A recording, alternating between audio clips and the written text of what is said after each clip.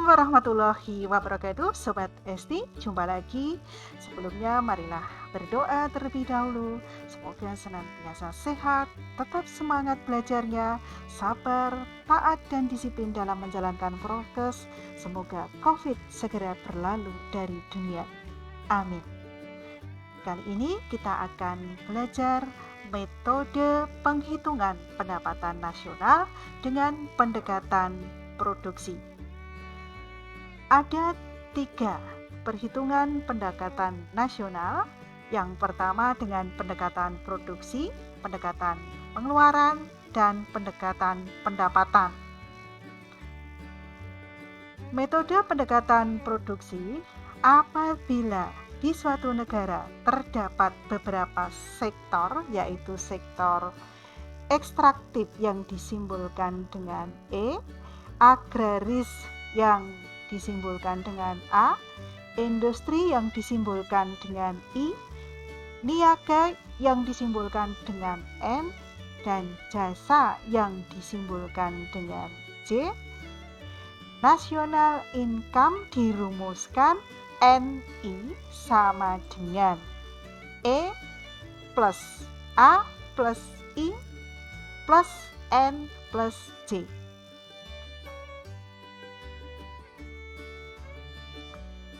Misalnya suatu negara ada beberapa sektor, pertanian ditambah dengan peternakan, ditambah dengan tambang, semua dijumlahkan, ada listrik, ada perusahaan air minum, dan ada perdagangan dijumlahkan. Inilah rumus dari metode pendekatan produksi. Sobat Esti, dalam metode pendekatan produksi itu dengan cara tadi menjumlahkan value added atau nilai tambah hasil produksi seluruh sektor perekonomian.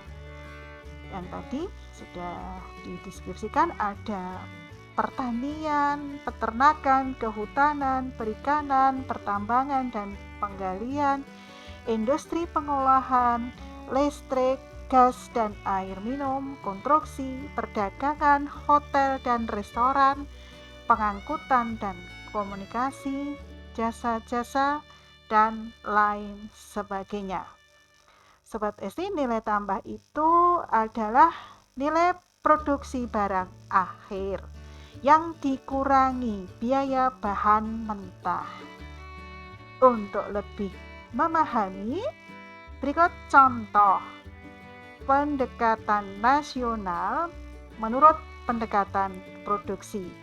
Diasumsikan bahwa perekonomian hanya terdiri dari satu sektor saja, yaitu sektor industri yang memproduksi sebuah pakaian. Sebelumnya kita simak dulu proses pembuatan baju. Diawali dari penanaman pohon kapas, kemudian kapas menjadi benang, menjadi tekstil, didesain, dipotong sesuai dengan yang diinginkan atau yang dibutuhkan, baru dijahit, barulah menjadi pakaian.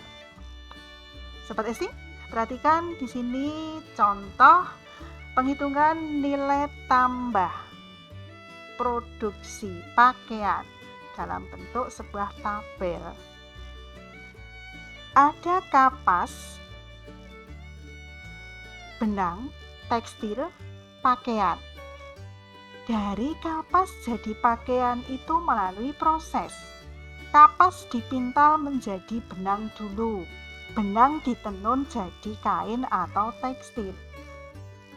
Kain dipotong, dijahit, baru menjadi pakaian.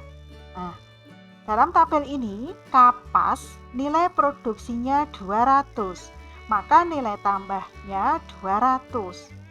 Kemudian kapas dipintal jadi benang, nilai produksi 300.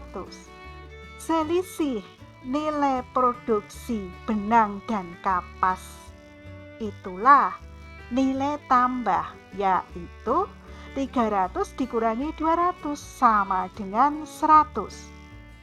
Benang nilai produksi 300 diolah, ditenun jadi tekstil, nilai produksi 500, nilai tambah 200. Tekstil atau kain nilai produksi 500 dipotong jadi pakaian, nilai produksi 700, nilai tambah 200. Pendapatan nasional dihitung dengan menjumlahkan nilai tambah tiap tahap produksi. Rumusnya Y pendapatan disimbolkan dengan Y NTB 1 nilai tambah barang 1 ditambah nilai tambah barang 2 ditambah nilai tambah barang 3 dan seterusnya sampai dengan ditambah nilai tambah barang ke N. Dari contoh tabel ini Y sama dengan 200 ditambah 100 ditambah 200 ditambah 200 sama dengan 700.